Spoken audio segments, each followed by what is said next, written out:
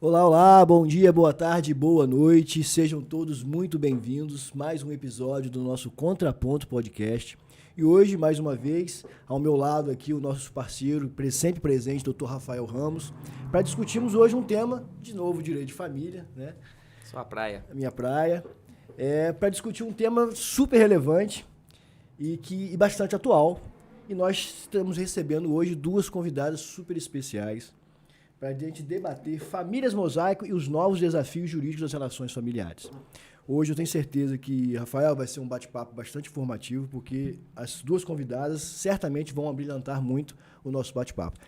Fala para mim o que você espera de hoje e depois passa a palavra para as nossas convidadas. Isso, sem dúvida alguma, eu tenho certeza que o pessoal de casa vai adorar as duas doutoras que nós trouxemos para poder abrilhantar aqui a nossa noite, abrilhantar o nosso programa, nesse projeto maravilhoso que a gente leva informação para o pessoal que está em casa. Como o doutor Saulo bem disse, é um assunto realmente muito relevante e muito atual, né? Tem pessoas que são contra, tem pessoas que são a favor, tem o pessoal da rede social ali que faz até um burburinho, cria uma polêmica. Eu vou tocar no assunto aqui mais tarde, pode ficar aguardando aí o pessoal de casa, eu vou tocar naquele assunto que o pessoal de casa me pediu para falar. Me mandaram até um reels, um caso de uma mãe solteira, aí criou um burburinho danado que eu vou trazer pra gente conversar aqui sobre isso, porque eu sei que o pessoal de casa gosta disso. Mas, iniciando aqui o nosso programa, eu preciso que a doutora se apresente, porque o pessoal de casa tá curioso para saber quem são as nossas convidadas de hoje. Oi, gente, eu sou a Laodiceia, eu sou mediadora judicial e aproveitando que a gente vai falar de mediação, de família, eu deixo os doutores à vontade para me chamar de Laude. Eu fui aprovada no primeiro processo seletivo do Tribunal de Justiça para ser mediadora. Fiquei em primeiro lugar aqui em Campos e Macaé, no sexto NU. E é uma alegria estar aqui para a gente falar de um assunto tão importante, né? Que é família e mediação. Olá, gente. Eu sou a Letícia Alvarenga. Eu sou advogada especialista no direito das famílias. Eu advogo na área desde 2014, né, que eu venho advogando, mas especificamente só no direito das famílias e sucessões, desde 2016. E é sempre um prazer estar aqui para falar sobre afeto, né, sobre as formas de família que tem um afeto como base, né. Tenho certeza que vai ser um bate-papo muito proveitoso. É isso, gente. Então, hoje o nosso desafio é exatamente conversar sobre direito de família e, como bem falou a doutora, sobre o afeto. A família sempre foi o centro da sociedade, né? E durante muito tempo, essa sociedade reconhecia a família apenas matrimonial, biológica e, infelizmente, só patriarcal. Só que essa sociedade evoluiu. Ela está sempre em constante transformação. E com essa transformação, trouxe alterações no direito de família. A sociedade, eu sempre falo que a sociedade muda a família e a família muda a sociedade. E essas alterações veio ao encontro da necessidade de se reconhecer uma parentalidade socioafetiva. Então, hoje, já não mais se admite, admite apenas a parentalidade biológica e registral, mas também a parentalidade socioafetiva.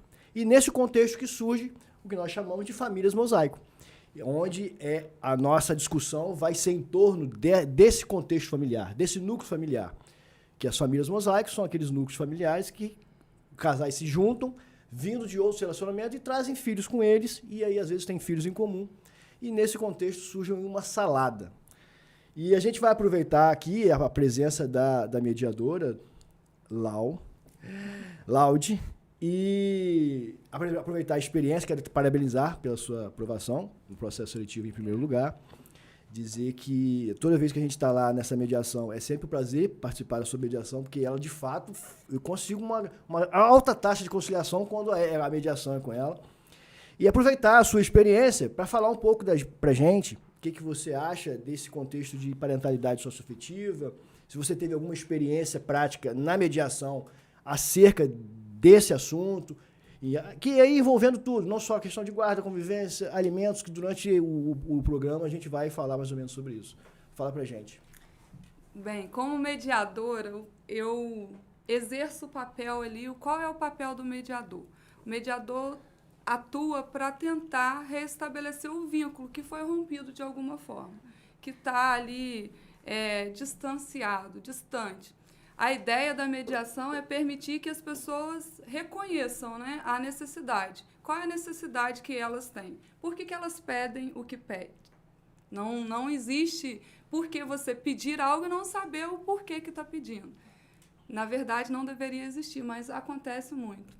E como mediadora, uma das situações que muito me impactou de forma positiva foi um casal que chegou, né, eles chegaram assim, com um certo comportamento diferente, que eles chegaram, sentaram um do lado do outro e conversando bem baixinho. E quando eu perguntei, né, por que eles estavam ali, por que eles chegaram na mediação, se eles já conheciam a mediação, a medianda começou a contar a história e falou, olha, eu sinceramente estou aqui por um momento de raiva, porque eu estava com muita raiva dele e propus ação de divórcio, e nesse contexto foi exigido que eu ajuizasse também ação de guarda, de convivência, e eu não quero mais nada disso.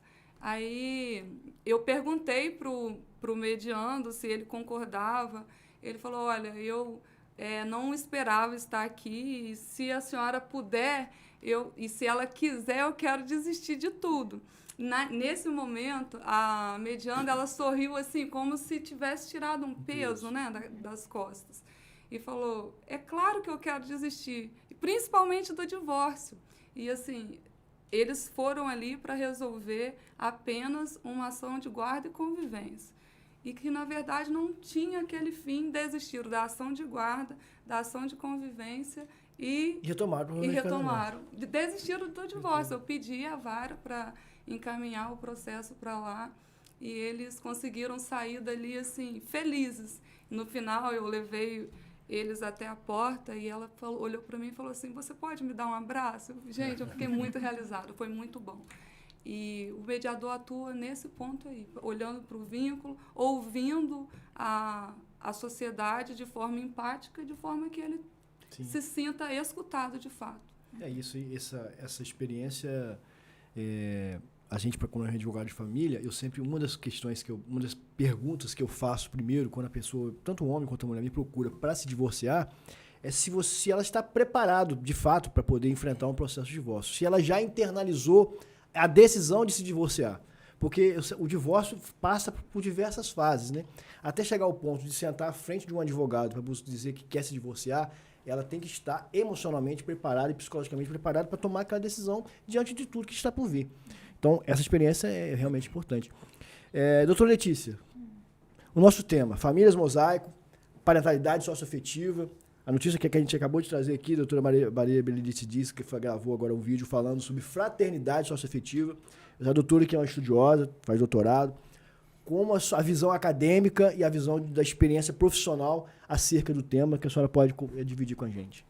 Bom, o tema é uma evolução, né, dos direitos das famílias, como você bem trouxe, que introduziu aqui na nossa conversa, né? Nós caminhamos muito para a gente ter o afeto como a base das famílias, né? Anteriormente, a gente tinha ali o matrimônio, né? E com a Constituição de 88, a gente já começou a mudar um pouco esses parâmetros, né? Então, a gente tem um rol hoje taxativo sobre as famílias, né? E nós temos esse afeto ali tendo como base. Quando a gente pensa na família mosaico, nós temos pessoas que vieram de relacionamentos anteriores e se juntaram ali com o propósito de unir esse afeto, né? E transmitir esse afeto para a família. E aí nós temos várias questões que entram nesse caso, né? Nessa família, porque nós passamos a ter o padrasto convivendo muitas vezes com o enteado, e nós sabemos que o Código Civil traz ali um parentesco entre esse padrasto e esse enteado, e entre também os pais, né, de um cônjuge com o outro, que é a afinidade, a parentalidade por afinidade, né, o parentesco por afinidade, né? E aí nisso traz várias vertentes. Uma questão que já me marcou muito na minha atuação profissional, que vem trazendo o afeto como base ali das famílias, foi a questão que nem é a família mosaico em si, mas são relacionamentos que têm o afeto como base, foi a questão da inseminação caseira, em que nós já tivemos alguns casos em que as pessoas nos procuraram dizendo que eles tinham um planejamento coparental, né? Então, eles queriam... a gente já teve caso de 2 mulheres, né, que eram um casal, e um amigo que iria doar o material genético, né, para que elas tivessem, e queriam que os 3 fossem pais daquela criança. Então, a gente tem aí a multiparentalidade, e nós conseguimos, né, que o registro já saísse com esse nome, e a gente já teve também o contrário, de um casal, né, de 2 homens com uma amiga que iria, né, introduzir esse material genético nela, né, para fazer a inseminação caseira, e a gente ter ali também a multiparentalidade, e nós já conseguimos esse registro aqui na nossa comarca, né? Isso é muito bom, motivo de felicidade, porque onde tem afeto ninguém sai perdendo, né? Há séculos atrás isso não era discutido, né? Você vê como que o direito ele evolui. Em Ainda bem. décadas passadas, esse tipo de palavra nem existia no vocabulário, eu acredito, sequer era discutido. E eu tenho certeza que para muita gente, principalmente para as pessoas que nos acompanham, também é algo novo. Talvez tenha alguém que esteja nos ouvindo agora que está dentro de uma família mosaico, mas nunca se viu dentro dessa família, não sabia desse termo, né? Não se reconhecia dessa forma. Então, quando a gente fala da família mosaico, é importante também que a gente venha falar dos seus direitos e deveres quando você se encontra nessa situação. Da mesma forma que existem pessoas que querem estar ali, que querem criar um vínculo de afetividade com uma criança, com um menor, há também aqueles que não querem. E aí a gente precisa discutir, principalmente para quem está em casa, poder entender e falar sobre os direitos e deveres. Como que alguém se protege? Um rapaz ou uma mulher que tem ali um relacionamento e que o seu companheiro possui um filho ou uma filha e você não quer correr esse risco de criar esse laço afetivo, né? Porque quando existe laço afetivo, você também tem deveres ali. Vamos citar, por exemplo, a questão, por exemplo, dos alimentos. É um caso a ser citado. Como que alguém se protege disso, Toção? Então, essa aí é uma dos temas, é uma das partes mais polêmicas acerca da multiparentalidade, da parentalidade socioafetiva, porque é uma linha muito tênue entre você apenas exercer o dever de cuidado, você apenas ter um afeto, do que você exercer uma paternidade socioafetiva. E essa linha é tão tênue quanto quando você está num namoro qualificado para você virar uma união estável. É mais ou menos, o raciocínio seria o mesmo. Daí a preocupação, e inclusive há poucos dias eu conversando com uma audiência com um promotor aqui da cidade, e eu falei que a gente ia conversar sobre esse tema. No último episódio que ele esteve aqui, ele sugeriu esse tema, ele falou que seria um tema super interessante, porque ele, como estudioso, ele vê coisas lá que ele às vezes fica assustado, porque de fato é uma evolução do direito, sobretudo o direito das famílias, a questão de dar valor ao afeto. Porque uma coisa que eu sempre falo, na verdade eu já li sobre isso, quem fala muito isso é no livro do Rodrigo Cunha, que todo pai, antes de ser, além de ser um pai biológico, ele tem que ser um pai adotivo. Porque não adianta, o vínculo biológico não é suficiente para ter a experiência da paternidade. Tem que haver afeto. Porque o vínculo biológico pode ser, porque aí a gente volta àquela frase que sempre a gente ouviu, pai e mãe é quem cria. Então, o vínculo afetivo, a parentalidade socioafetiva veio para exatamente regularizar essa situação fática que sempre aconteceu e garantir direitos. O problema é que quando esses direitos, a busca para essa paternidade, essa parentalidade socioafetiva, ela vem mascarada por interesses patrimoniais, que é a preocupação que acho que o doutor veio falar, que a gente vai discutir.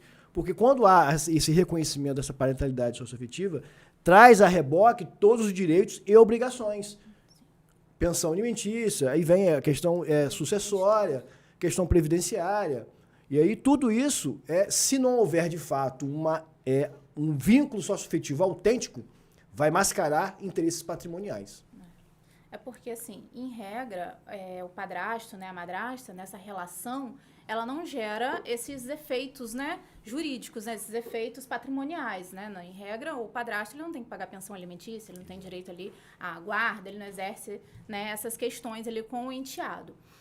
Mas se ficar configurado a socioafetividade, aí nós temos que olhar para alguns requisitos, né, que nós temos, se eles se identificam enquanto pai e filho, se existe um trato ali, né, entre eles enquanto pai e filho, esse padrasto é o que vai na festinha da escola, né, no dia dos pais, é ele, muitas vezes, que assina a agenda quando vem alguma coisa, ele que deixa sair ou não deixa sair, e a sociedade reconhece eles enquanto pai e filho, então a gente ali pode ter reconhecida essa socioafetividade, a gente vai ter reconhecido essa socioafetividade. E aí sim vamos ter consequências jurídicas, como, né, o poder, ele vai exercer o poder familiar, ele vai ter todos os direitos, né, que ele exerce sobre os seus filhos, porque a gente não tem diferença de filhos. É o né? famoso, como lá do direito romano, nome, trato e fama, né? Fama social. Exatamente. Como ele se ia chamada posse do estado de filho, que é um requisito essencial, porque para poder fazer a diferença dessa linha tênue, às vezes o cara tá exercendo apenas um cuidado, porque assim, é muito natural que quando a gente se envolve, quando as pessoas se envolvem com pessoas que já vêm de outros relacionamentos e tragam filhos, é natural que ele quer cuidar da criança, que ele quer dar um presente, que às vezes quer ajudar na mensalidade escolar, no material escolar, mas não necessariamente ele quer ser pai. Sim. Ele quer, às vezes, separar deixar bem distinta essas funções. Só que o limiar é muito tênue, porque aí que vem a questão dos interesses patrimoniais. Eu tô com 2 casos lá desse tipo, e que a pessoa entrou com uma ação de alimentos contra o padrasto depois da separação. Porque, e aí não tinha orientação jurídica antes, ele pagava a escola da criança. Mas tão somente pagava. Por quê? Ele é servidor público, tinha o benefício do empregador que pagava, não descontava nada dele. Então, assim, para ele foi cômodo, porque a filha dele comum estudava na escola, ele passou a pagar também. Só que quando a separação, a mulher foi lá e já recebia a pensão do pai biológico, ela entrou com um pedido de pensão liminar. E ela não entrou com o reconhecimento de paternidade. Ela só entrou com o pedido de pensão. Sim. E o juiz deu. Para as pessoas conseguirem visualizar bem essa situação, eu acho que a gente pode até exemplificar com as coisas que a gente tem hoje fica mais fácil. Na televisão, né? Tá passando agora a novela, né? Vale Tudo. E na novela nós temos um exemplo de uma família mosaico, que é a família do Marco Aurélio. O Marco Aurélio, ele veio de um relacionamento anterior e tem um filho, né, desse relacionamento, que é o Tiago, e agora ele tem uma união estável, tá, né, já ali se encaminhando para casar com a Leila, né? Então a gente já vê ali que aqueles requisitos do artigo 1723 estão presentes, então ele tem uma união estável ali com a Leila já, e a Leila, ela também vem de um relacionamento anterior e também tem um filho, que é um Bruno. A gente percebe que nessa relação, o Marco Aurélio, ele gosta muito do Bruno, ele gosta de criança, mas não fica, pelo menos ao meu ver, né, porque é lógico, essas questões, é como o doutor Saulo disse, a gente tem que analisar caso a caso, a gente tem que trazer, né, todo um arcabouço probatório, né? Mas, ao meu ver, ali analisando essa família, né? Essa entidade familiar, não está configurado ali uma socioafetividade. Porque ele gosta muito, ele trata bem, ele banca em algumas coisas, né? Porque ele tem uma boa condição, mas ele não trata como filho. As pessoas não reconhecem aquele menino como filho dele. O menino não, né, nomeia, ele chama ele de pai, ele chama o filho, trata ele de pai, né? E nesse caso específico, que aconteceu, foi feito estudo social, e o estudo social deixou claro que não há afinidade entre eles. O padrasto nunca, que era apenas uma relação de padrastio. Ele era o padrasto e, por circunstância, ele pagava a escola. E o estudo social restou provado. A criança falou que não gosta do cara. Não gosto. Depois que se separaram, nunca mais procurou ele. E aí a gente está brigando. Isso é muito importante porque na mediação a gente aprende a identificar necessidades. Existe uma história contada pelo Marshall Rosenberg, o autor desse livro aqui, e a história é a seguinte: existia um relacionamento entre um chacal, que é uma espécie de cachorro, né, e uma girafa. E em determinado momento o chacal pergunta para a girafa: "Girafa, você me ama?" A girafa pensa e fala: "Olha, em que contexto, em que sentido você se refere sobre o amor? É como um sentimento?" Aí o chacal: é isso." Aí a girafa fala: "Ah, entendi. Obrigado por responder. Porque para nós girafas, amor não é sentimento, é necessidade." Aí o chacal fica: "Ah, tá, tudo bem. Fala logo se você me ama ou não." Aí a girafa questiona: "Te amo quando?" Aí o chacal fala: "Quando? Como assim quando?" Ela questiona novamente: quando? Em que contexto? Em que situação? Eu preciso saber o que você quer que eu faça para eu saber se eu te amo ou não." Aí o chacal pensa, fala: "Olha, eu não sei te dizer o que eu quero? Aí a girafa responde novamente, fala, olha, se você não sabe o que você quer, né, não sabe dizer, imagina eu ter que fazer. Você quer que eu adivinhe? Aí o chacal estoura de vez e fala, eu quero que você adivinhe, se vira, o problema é seu. Aí a girafa para e fala, olha, chacal, você vai precisar arrumar outra pessoa para satisfazer a sua necessidade de amor. Trazendo isso para a mediação e para o âmbito familiar, que é o nosso tema hoje, infelizmente, as pessoas não sabem por que pedem determinadas situações. Certamente, essa situação de pedir alimentos do padrasto, ela está ligada a uma necessidade que não há afetividade. Nesse caso, realmente. Nesse caso, entende? Sim. Então, as pessoas precisam saber, precisam olhar para dentro e analisar o que eu quero, qual é a minha necessidade, o que eu quero com isso. Porque, trazendo um outro exemplo, por vezes a mãe chega na mediação dizendo, eu não quero que o meu filho fique no bar com ele. O que ela quer não é isso. O que a necessidade por detrás dessa fala dessa mãe é eu quero que o meu filho esteja num lugar seguro. Mas não há essa fala direta. Nós não somos treinados a identificar o que queremos de forma clara. E às vezes uma fala dessa põe tudo a perder numa mediação. Põe, porque... Mas é o pavio, aí, né? Que é o pavio que é aceso ali para poder exatamente. Mas por isso a necessidade do mediador ser a girafa. Por que o Marshall ele traz a girafa como um animal simbólico? Porque a girafa ela tem um coração 40 vezes mais potente que o nosso e, em razão, né, do alongamento do pescoço dela, ela vê os possíveis predadores a longa distância. Então, o convite, né, da mediação para as partes sejam girafas, olhem para o futuro, vejam que as ações de vocês hoje são reações amanhã, causam reflexos amanhã. Porque essa situação envolvendo padrasto, madrastra, enfim, sócio-afetivo, ela é muito importante. Porque qual é o limite? Como que o padrasto vai lidar com a situação sem ter o receio de ser acionado judicialmente para pagar alimentos? Exato. Sim. Eu sempre digo que você vai ter ex-marido, ex-esposa, ex-amigo, ex-padrasto, ex-madrasta, mas você nunca terá ex-filho. Seu filho você não abandona, não tem como você falar, olha, João tá muito rebelde, eu não quero saber dele mais não, larguei, agora vai ser meu ex-filho, vou terminar com ele. Não tem, isso não vai existir. Então, seu filho vai caminhar com você pro resto da sua vida. E no momento em que você busca um relacionamento e você tendo um filho que é fruto de um outro relacionamento, você precisa levar isso em consideração. Você precisa entender que aquele seu companheiro, sua companheira, ele vai ter que ter uma relação também com seu filho. Ainda que ele more com você ou que more com outro genitor. E isso faz parte da sua escolha. E é claro que, do outro lado, também alguém que terá que escolher. Olha, se eu vou me relacionar com uma mulher solteira que tem um filho, eu também tenho que escolher o fato de como eu vou me relacionar com aquela criança. Né? E sabendo disso e querendo se resguardar para que você possa ter uma proteção patrimonial, para que você possa ter outro tipo de proteção, é necessário que você tome, sim, certos cuidados. A gente ouviu os doutores falar sobre a questão da dependência econômica, né? Já que, no seu caso, se eu não me engano, pelo que o doutor relatou, ele pagava a escola. Né? Então, se você demonstra que o padrasto e aquela criança era economicamente dependente do padrasto, é um caso, sim, que pode ser levado em consideração pelo juiz.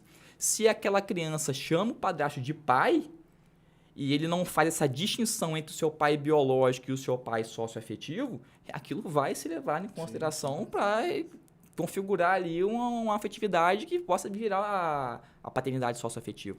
Então, você precisa ter esse tipo de cuidado. Se existe aquela relação com uma criança, é necessário que você diga isso para a criança, que ela saiba disso. A criança, o adolescente, tem que saber que o pai é o biológico, é o fulano de tal, que não é você. E não pode ter uma confusão de quem é o pai dele. Não pode passar para um psicólogo, para um assistente social, como é feito o estudo psicossocial, que é muito comum nas varas de família, e ter aquela falta de distinção de quem de fato é o pai dele. Né? Então, são cuidados que você de casa precisa tomar conta, você precisa se preocupar. Né? Quando eu brinquei no início do podcast falando do Rios, né? Quando a gente soltou a questão da imagem da multiparentalidade, algumas pessoas comentam. E aí mandaram um Rios falando da mãe solteira. Rios de coisa de internet, né? De TikTok. E falando que agora o homem vai se preocupar em ficar com a mãe solteira. Não é isso. A gente precisa deixar a brincadeira de lado, né? Claro, mas deixar também o preconceito de lado e entender. A gente, é porque as pessoas falam isso de uma forma mais vulgarizada na internet, mais pejorativa, e aí parece que, sim. Que o mundo vai acabar se você ter uma relação aí. Você vai ter que pagar a pensão alimentícia agora, vai ser obrigado a fazer isso. Não é bem assim. Mas é claro que tem que ter o cuidado. Sim. A preocupação é exatamente essa. É a banalização da multiparentalidade, a banalização da parentalidade socioafetiva. Porque afeto, nós temos afeto pelo nosso vizinho, eu tenho afeto por você, tenho afeto por ela, mas isso não quer dizer que a gente tem uma família, que a gente tem uma relação parental. Então, é preciso analisar caso a caso. E em relação a isso que você falou, o que há uma preocupação também é que isso pode desestimular e estimular o preconceito. Poxa, eu vou ter que ter todo cuidado em me relacionar, e isso serve tanto para homem como para mulher, de me relacionar com pessoas que já têm filhos. Porque qualquer cuidado que eu fizer, qualquer generosidade minha pode vir a caracterizar uma paternidade ou uma maternidade socioafetiva. É essa que é a preocupação que o judiciário, às vezes, porque essa questão da parentalidade socioafetiva começou com algo que era, de fato, absoluto da jurisprudência, que era absoluto, mas que eles estão abrindo o leque demais para todos os casos. Qual era o caso? E aqui vale a pena de fato, ser absoluto. O pai registra a criança, assume um relacionamento, registra a criança como se filho fosse. A famosa adoção à brasileira. Depois se separa, recebe uma intimaçãozinha, tá lá, olha, pensão alimentícia. Ele se diz, não, mas aquele bastardinho, eu não sou pai dele, eu só fiz um favor. Não quero, não sou pai. Aí entra com a negatória de paternidade. Foi nesse contexto que jurisprudencialmente começou a ser adotado. Bom, beleza, você pode não ser mais o pai registral, pode não ser o pai biológico, mas em função de todo o tempo que você exerceu essa paternidade, você é o pai socioafetivo. As obrigações irão se manter. Só vai tirar. Você vai deixar de ser biológico, você vai virar o pai socioafetivo. Então, essas questões que precisam ser tratadas com o devido cuidado. Porque pensão alimentícia vai bater a intimação lá e vai ter que pagar a pensão. Porque as obrigações são as mesmas. E uma coisa que eu queria perguntar a Laudi, porque outra questão que é polêmica em relação a isso, que a gente vê lá nas sessões de mediação, o quanto que é turbulento a gente às vezes conseguir chegar num acordo acerca de guarda e acerca de convivência em famílias normais, tradicionais, matrimoniais. Aí você imagina, num contexto desse, em que vai haver uma fragmentação do afeto, porque vai ter o pai, às vezes pode ser o pai biológico, a mãe biológica, ou um pai socioafetivo, ou uma mãe socioafetiva, de relacionamentos diferentes, e a reboque eles vão trazer avós de cada relacionamento, então vão ter 2, 3 avós, os outros as tias que vêm também desse pai socioafetivo, e para fazer uma convivência, às vezes a gente tem dificuldade de fazer uma divisão de responsabilidade, de convivência entre pai e mãe. Você imagina trazendo mais gente para esse núcleo familiar. Imagino que o desafio seja ainda maior. Porque aí, nesse contexto, eu lembro de uma frase que você falou numa audiência de mediação que você ouviu de uma criança. Que a criança disse, me corrija se eu estiver errado, que cachorro que tem 2 donos morre de fome. Isso. Você imagina cachorro que tem mais de 2. Né? Essa tendência, acho que isso, para a criança, será que até que ponto isso vai ser bom? Essa frase muito me impactou porque o mediador ele não tem atribuição, né? Não tem a competência para ouvir criança. Quem ouve criança é a ETIC, que são os profissionais de psicologia e serviço social. Quando o pai ou a mãe chega na mediação acompanhado de criança, se não for criança de colo, eu levo para uma salinha, a criança fica pintando. Nesse caso específico, quando eu direcionei essa criança para a salinha, ele verbalizou, tia, Oi. Ele, você sabia que cachorro que tem 2 donos morre de fome? Eu paralisei. Forte. Eu fiquei, como assim? Ele cachorro que tem 2 donos fica com fome. Aí eu, não, mas sempre vai ter alguém para levar uma comida para ele e tal. E tentei deixar ele lá brincando, né, pintando, aos cuidados da equipe. E nesse dia, conversando com os pais, eu entendi a frase dessa criança, que os pais eles estavam ali tão mergulhados no problema que eles não viam o menino. O menino estava gritando para eles, né, me ajude, me veja, e eles não estavam vendo. E é por falta de amor? Não. Talvez seja por um amor até maior, pelo excesso de amor. De forma que, quando esse menino estava com o pai, a mãe ligava o tempo inteiro. E quando a criança estava com a mãe, o pai ligava também na mesma proporção. Para fazer essa convivência com muitas pessoas, demanda, né, do mediador a seguinte pergunta. O mediador precisa fazer a seguinte pergunta: como que vocês visualizam isso acontecendo? Aí, geralmente, esses dias aconteceu uma situação que uma mãe falou assim: olha, eu quero que a criança fique 2 dias comigo, 2 dias com ele, 2 dias comigo, 2 dias com ele. Aí eu perguntei para ela, eu falei: a senhora conhece algum caso que seja assim? Aí ela parou. Por quê? Porque uma das técnicas da mediação é o choque de realidade.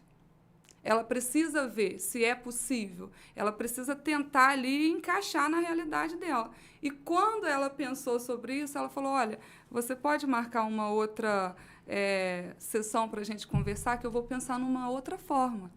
Então, a ideia é justamente permitir que eles ali cheguem numa solução.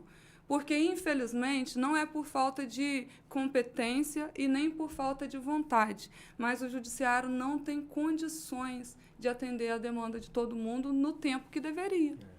Eu, conversando semana passada com o Dr. Tiago Abud, defensor público, e ele falou assim: as pessoas depositam uma confiança no judiciário que o judiciário não tem condições. As pessoas acreditam que o judiciário vai resolver todos os problemas dela. E não vai. Né? Não vai. Não vai porque, infelizmente, são poucos os juízes, muitos os processos, muitas as demandas, poucos servidores. Isso em qualquer área. E eu vou além disso. Não é só nem questão de ser humanamente impossível de solucionar tudo,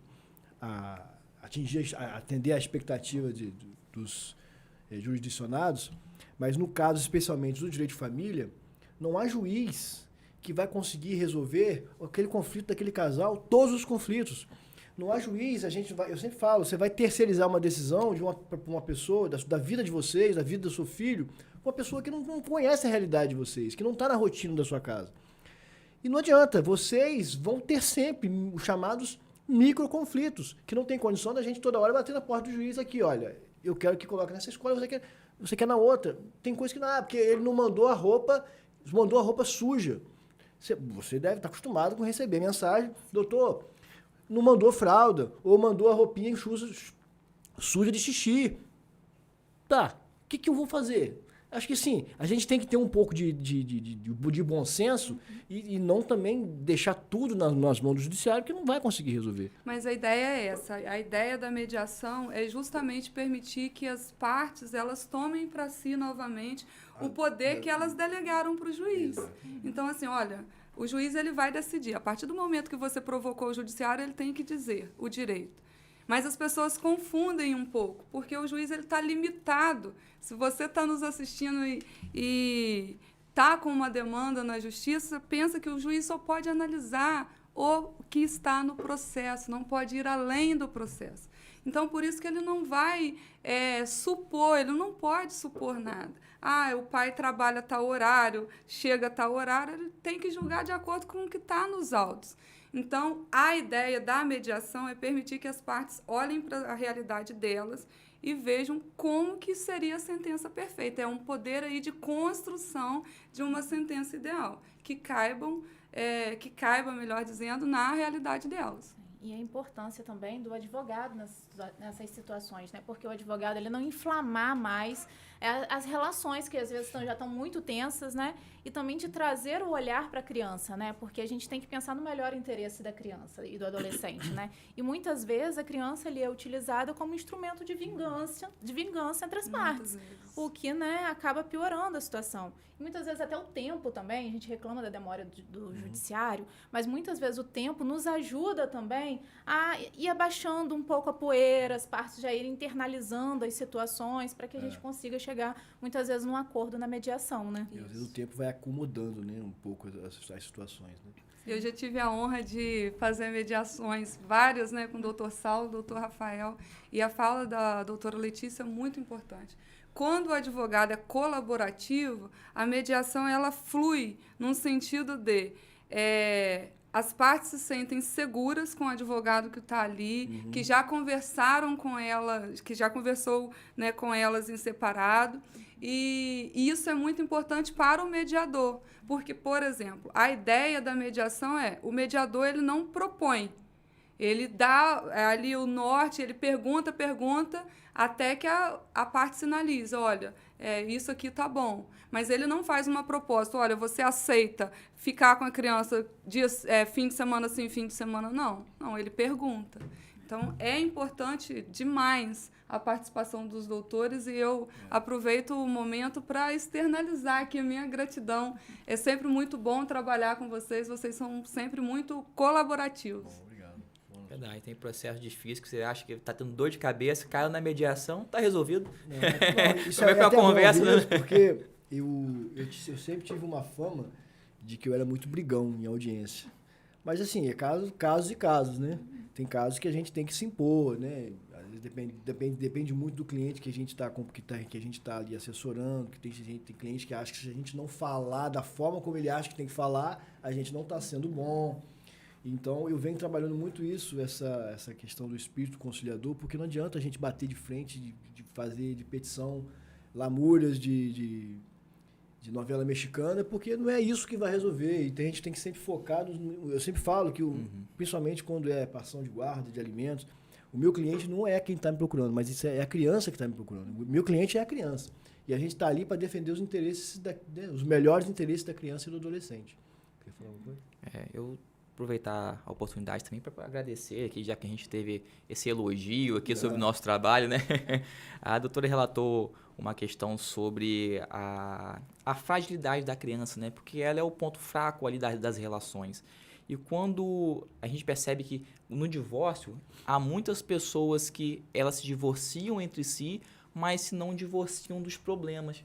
Elas se separam, mas aquele ambiente inóspito, um ambiente rigoroso, ele continua permanecendo nas relações. E nós que somos adultos, nós que somos já formados, nós que temos ali uma consciência já formada, a gente precisa sempre se lembrar que no meio dessas relações tem crianças menores que dependem de nós. E toda essa briga, esse desentendimento, quem mais sofre é sempre o menor. Por isso que, por muitas vezes, as nossas legislações são sempre visando a proteção daquele que é mais fraco, a proteção da criança. Né? É assim com a questão da afetividade, é assim com questões de outros direitos também. Tá? Questões de violência, questões de alienação parental, tudo sempre em prol da criança. Falando agora sobre a questão do divórcio e trazendo também esse lado da afetividade.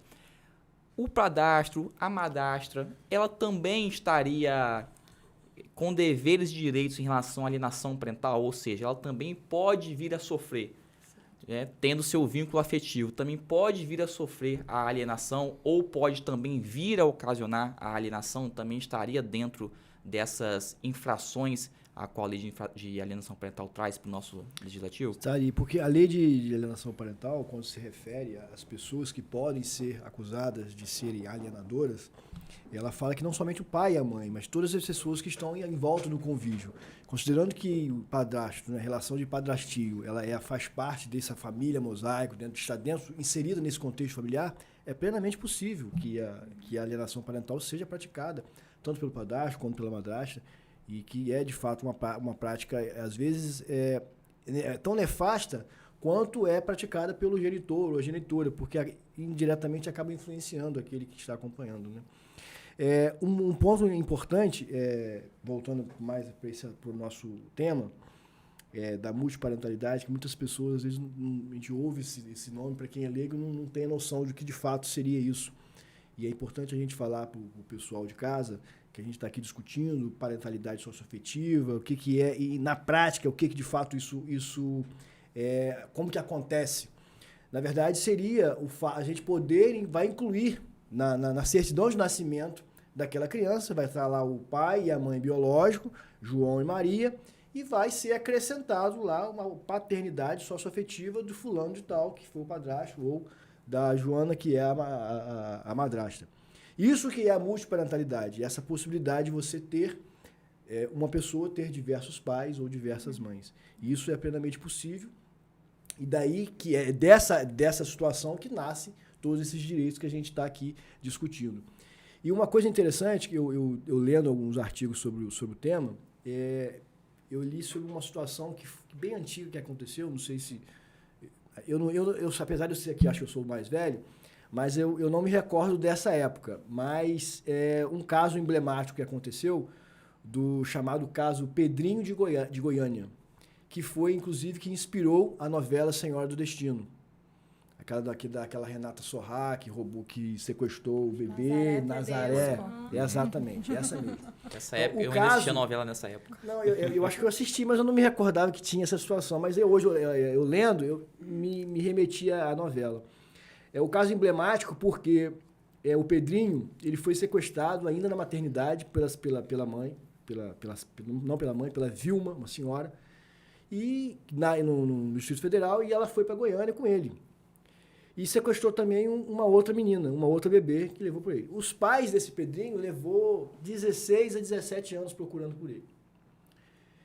Depois, com 16 anos, ele já estava quase 17 anos, na porta da casa, ele chegando na casa, um repórter o aborda e fala: você que é o Pedrinho, assim, tal, você sabia que você foi sequestrado, assim? Foi no momento que ele tomou conhecimento de que a mãe que estava esperando ele lá em casa, dentro da casa, não era a mãe biológica dele. E naquele momento era mãe registrada, era mãe registral, mas era sócio-afetiva. Então, naquele tempo ainda não tinha esse reconhecimento. Foi então, ele conta que foi procurar justiça, advogado, enfim, conheceu de fato a mãe biológica, e ele virou para o juiz e falou que ele queria voltar a conviver com a mãe biológica, que ele até então nem conhecia, que não tinha nenhum afeto. Então, eu trouxe isso, e por outro lado, a irmã, que também foi sequestrada, também conheceu, nesse momento a mulher foi presa, ela conheceu a mãe biológica, mas ao contrário do Pedrinho, ela não quis ficar com a mãe biológica. Ela continuou com a mãe que a sequestrou. Então, assim, uma família, um mesmo núcleo familiar, mas que tiveram posturas diferentes. O vínculo biológico prevaleceu, foi mais forte.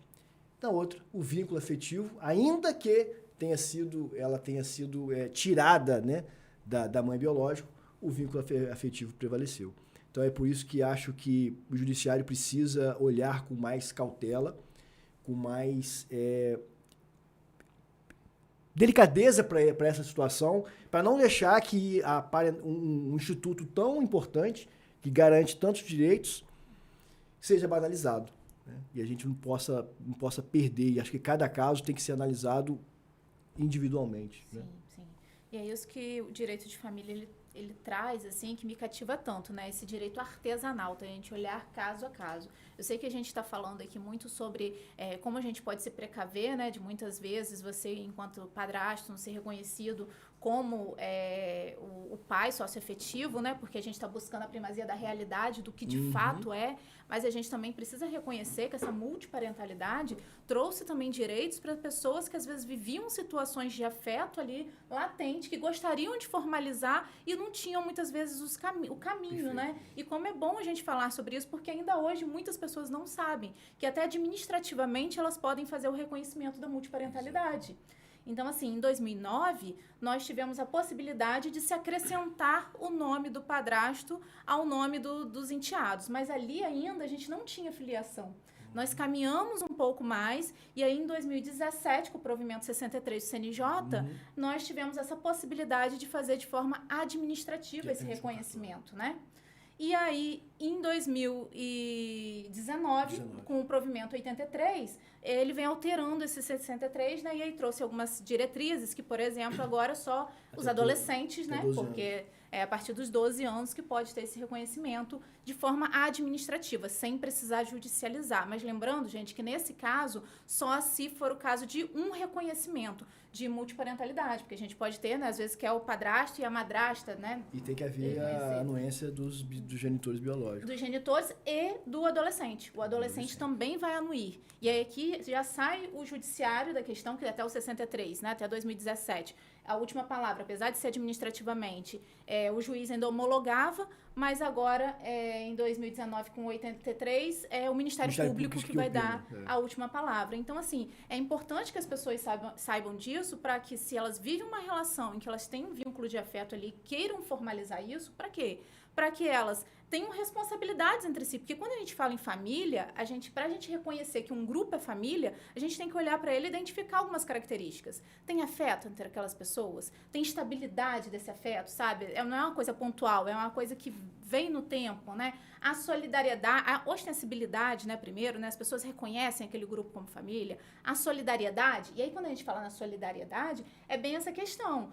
Hoje, nós temos responsabilidade, né, recíproca ali. Então, hoje você tem que prestar, muitas vezes, o alimento, mas, posteriormente, quando esse pai tiver mais velho, isso é importante, os filhos terem essa consciência também, os pais podem vir e cobrar alimentos dele também, né? Porque tem essa responsabilidade. Existe ética, e quando a gente fala em ética, é esse respeito e essa responsabilidade familiar, porque a gente tem um bônus e a gente tem um ônus também. E a Maria Berenice Dias, ela muito bem traz naquele livro dela, Filhos do Afeto, que é lindíssimo, né? E ela exemplifica com a passagem do Pequeno Príncipe, dizendo que você se torna eternamente responsável pelo aquilo que você cativa. Então, é isso, né? Quando a gente está numa família, a gente tem que observar todas essas responsabilidades. Então, se as pessoas de fato vivem isso, e elas hoje têm a possibilidade de fazer isso até de forma administrativa, isso é muito bom, é uma evolução do direito das famílias, né? Tem uma... a Constituição, né, fala que o direito à justiça ele é garantido.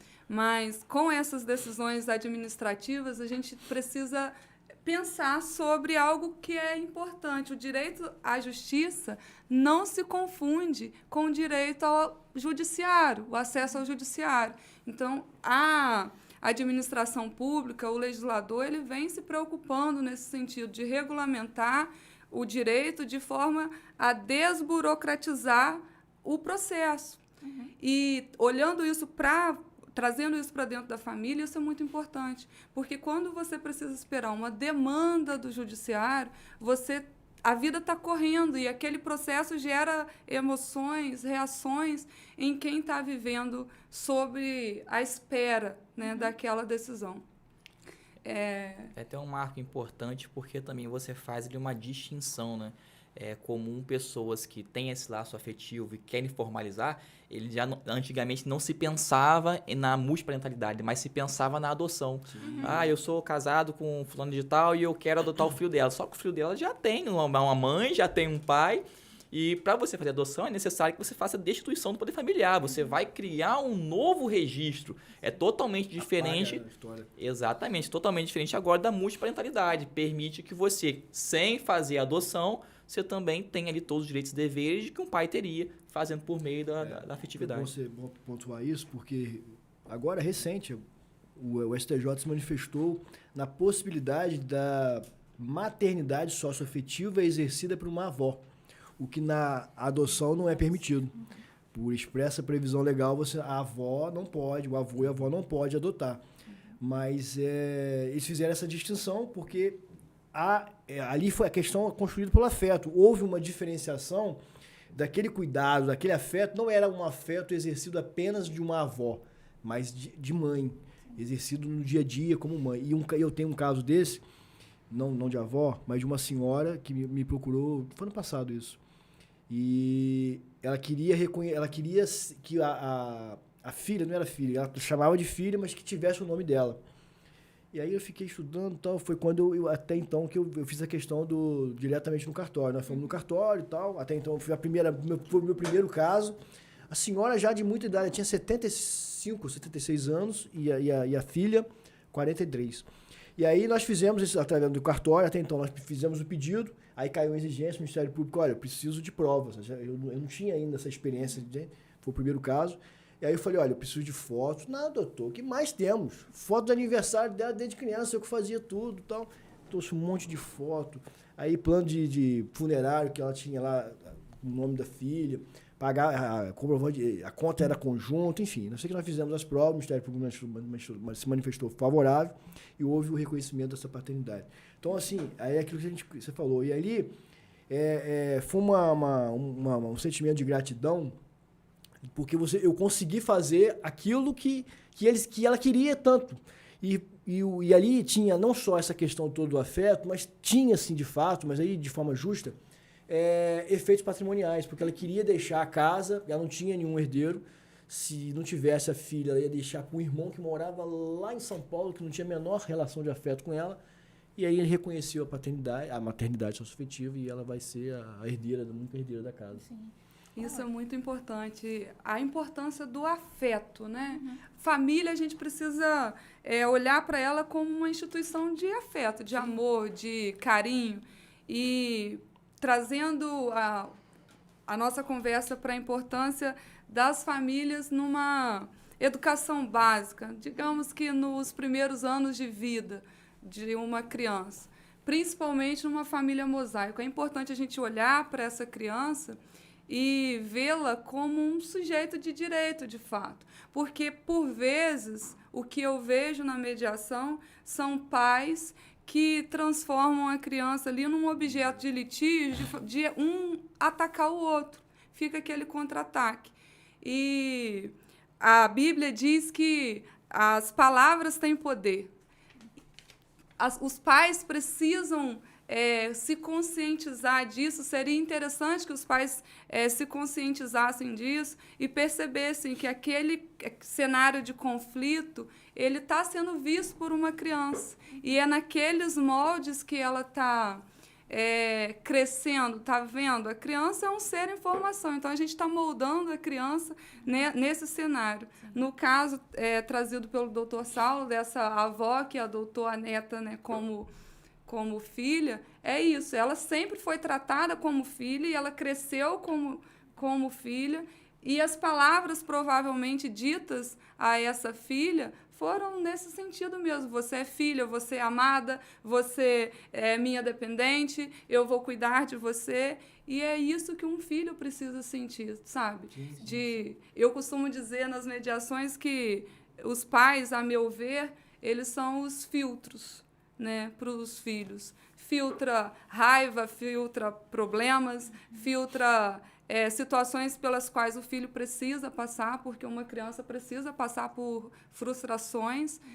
E nesse contexto de família mosaico, infelizmente, na maioria das vezes, os pais não filtram sentimentos negativos. E a criança fica crescendo naquele cenário pesado, complicado, e isso marca a vida dela como um todo. Inclusive lá na ação de exoneração de alimentos. Porque já chegaram situações lá na mediação que o filho falou, olha, a única coisa que eu tenho do meu pai é a pensão. Então, eu não quero que ele continue pagando. Então, o que esse filho necessitava ao longo da vida era amor. E a forma que ele encontra de ver esse amor é no dinheiro, na pensão ali. E bom você falar sobre isso. Isso me remeteu o lado oposto do que a gente está discutindo aqui, né? A questão do afeto que vai gerar direitos e obrigações.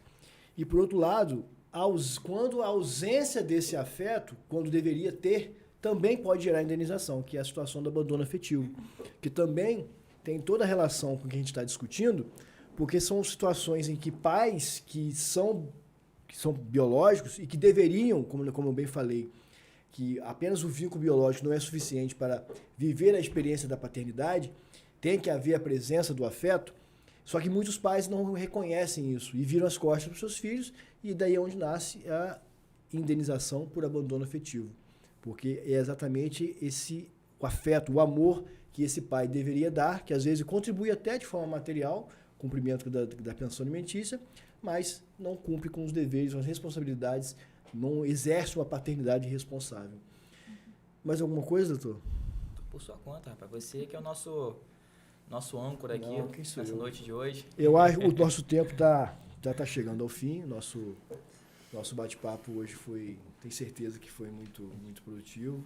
Eu vou passar a palavra primeiro para a doutora Laude, para fazer as suas considerações finais.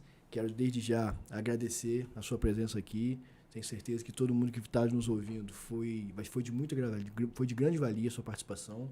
Parabenizar e já deixar registrado já o próximo convite para a gente poder participar de novo.